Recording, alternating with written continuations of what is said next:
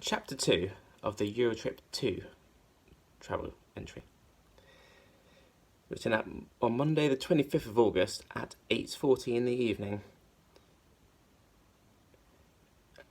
We got a few people to join in with clapping on landing, though I was too drunk to even care. We had to get change for the ridiculous bus machine, so I ordered a Bon Aqua. Josh was impressed by my check. The bus and metro were fine, though I do not understand a word of anything anywhere. We found the hostel, which was at the back of an Italian restaurant, weird, and it was okay. Headed straight out for a drink though. The main square was hideously expensive, so we looked for something else. An hour later, we realised there was nothing else, so returned to the square, which was okay, because we got to play cards and watch an old couple get off. After we returned to the hostel for quality phone time, hot chocolate, and bed. This morning, we arose fairly early and found this cheap-ass cafe for the nicest coffee and pizza. We then raided a supermarket where everything was so cheap.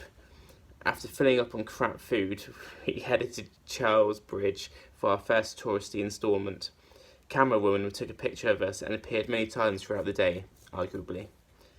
Next was the castle, which involved a million steps that I ran up and died. We arrived at the castle as the castle guards were changing over.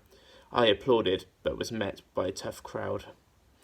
We went in some church, joined a few tourist tours and almost entered some museum, but noticed you had to pay for it.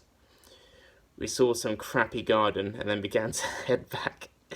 We stopped for pizza in a good place and stopped for beers in an even better place, super cheap.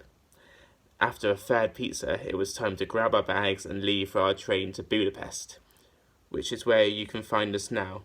It is a 7-hour train, 7 hours of our human lives. It is really hot, and I got laughed at about my travel sickness. It was all fun and games until Lady told Josh off for putting his feet on the chair, and then the conductor told us the train ran over someone, but he was lying, so someone threw their suitcase at him. About 1 hour and a half left, so tired.